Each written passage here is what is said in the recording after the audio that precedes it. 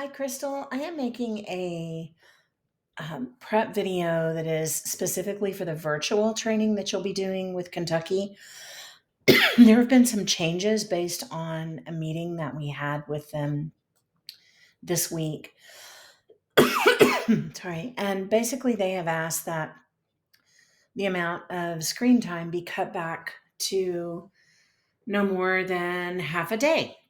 And so the setup had to change a little bit. Um, as I understand it right now, there will be, I believe, five different sites across the state that will have participants on a campus. Like there might be a team of five people at their campus participating virtually. And at a different campus, there might be a team of four or six or eight people from that campus or from that district participating virtually.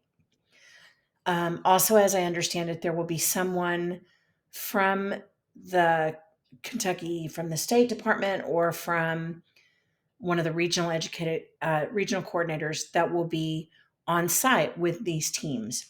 So, when you're looking at your springboard, Team One will likely be a group of people from the same campus or district, and there will be a KDE person there with them. And I think that's going to happen with like multiple sites. And then there might be one team that is made up of individuals who were not able to attend on the day that their full team went. So you might have one or two teams of people that are truly by themselves and will be put together in a team that represents multiple campuses. All right. That's at least the information that we have as of yesterday. Okay. So, what you're going to see, I know you've looked at this already, and what you're going to see is different is that on launch and teaming, it's down to 20 minutes. They asked that we take out the AB communication and that we take out the video that Tammy was in. So that should kind of cut this down by a few minutes. They will be launch and teaming, so you'll need breakout rooms, of course. On the building background section, this is still the same as it was before, with one big change. When it was face to face, on when they did the equity pillars jigsaw, each team was creating a four square poster that they would then, post around the room and do a gallery walk. For the purposes of this being virtual, we're having them still create the poster. Come over here.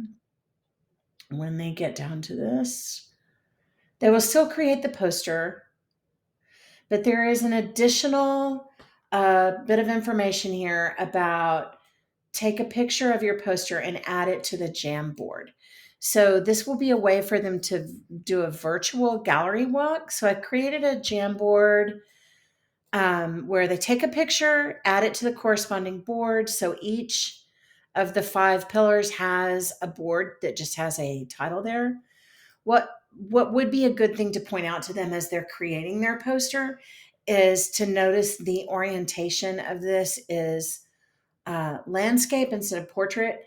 So if they could create their poster in a landscape mode, they would be able to add it, upload it, or attach it to the Jamboard using this little add image that they can upload. Um, and it would be easier to see. They could get it as large as possible on the Jamboard. Then, after each group has posted their poster on the Jamboard, you can do a virtual gallery walk with that. One of the questions that is still being determined, and we have made a very strong suggestion about the way this is done, but on the building background, when this was in face-to-face situations, this was a collaborative effort between our E2L facilitator and one of the regional education coordinators. And basically, the regional coordinator took over, like leading the, talking about the different state data and kind of leading that discussion. And then the E2L person would come in and talk more about processes for how are we going to analyze this stuff, like what are we going to use, like what are the directions for the jigsaw, what are the directions um, for going through and working on this logistics workspace, what are the directions for looking at your equity pillar problem of practice, that kind of thing.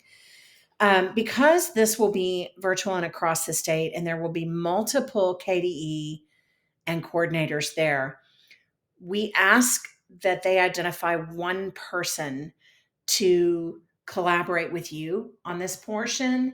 And we're really hoping that they will stick to that. I'm hoping maybe that Gentessa even found out today, or maybe I think she's also got a meeting tomorrow. I'm thinking it might be Dr. Chang. As soon as I find out, I'll let you know. But y'all can tag team on this part. We do definitely need to keep this at 60 minutes and not let it go on beyond that. Then we combined the theory to action and the coaching model and cut out some of the interaction on that and just got it down to like as brief as it can be, for them to get an overview of what is eGrow and as far as our model and how does this work. So we put some of the slides about like the effectiveness, what does the research show, and why this is so important to shifting culture, rather than them doing the activity that they normally would do with kind of looking at the different items on the memo of research. We just said it's linked there for if you want to take your time to look at the different articles and studies that provide the research base for our work, it's there for you. But we don't have time for them to actually go into the work on that. Then we go into, so, we know they hopefully will make a connection with the 3 types of feedback, and you can, engage them in when do we use each of these, that kind of thing. But then let them know that for our coaching model, we really focus on coaching feedback, right? So then you can just kind of give them direction. This is how our model works. It's these 5 steps.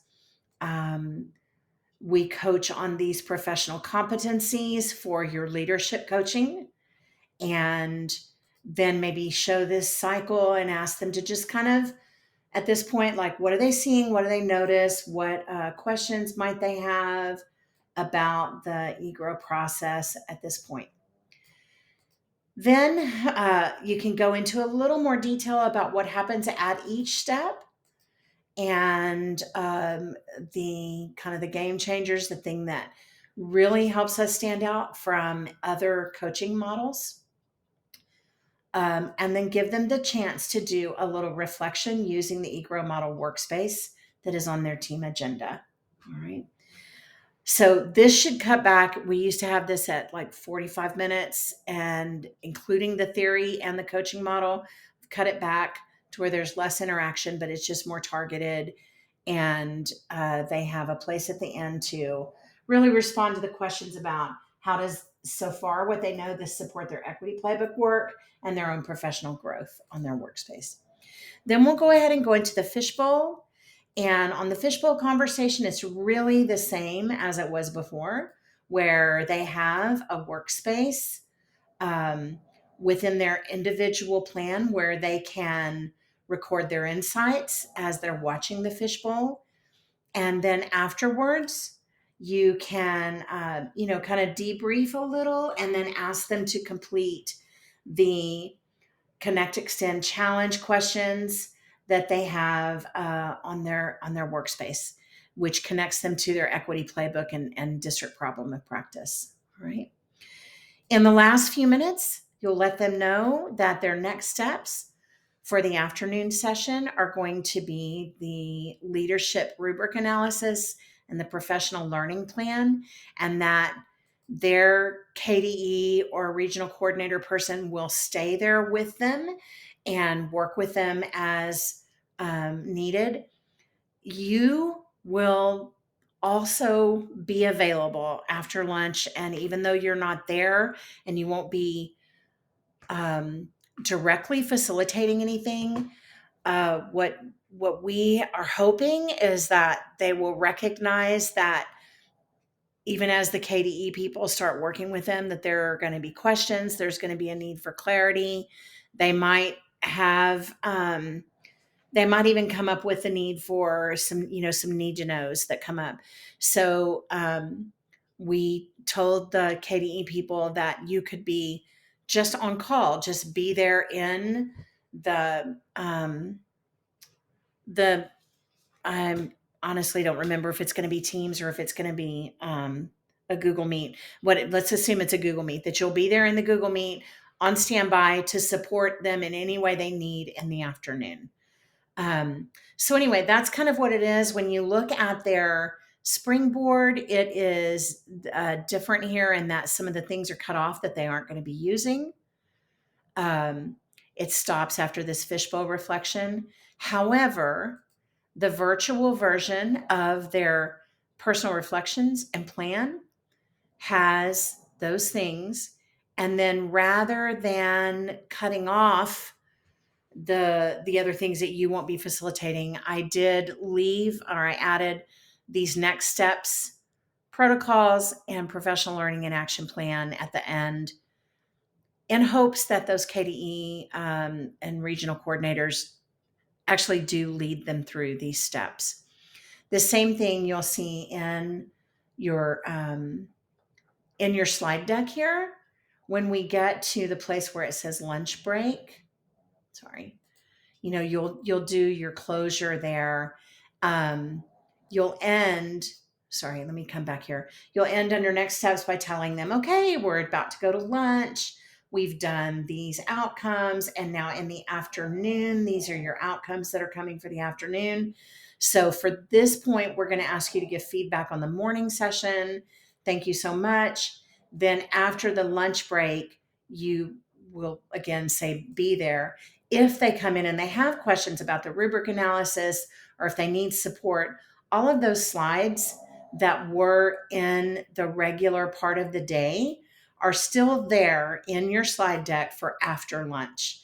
You will not be formally presenting those or facilitating those, but they're available should you need them as people come back in with questions. All right. Oh, the elevator speech. I just realized they said that they would like to be able to facilitate that in the afternoon. Pardon me, I need to add that back to part of the next steps. So I will do that. And then if you have any questions, um, please let me know. I hope this is not too confusing. I told them they were making a big mistake to not keep you all day. But they have a huge concern about their people having too much screen time, and they're talking about how much they want to be developing the relationships they have with people. So I'll get back with you with more information soon. Thank you. Bye.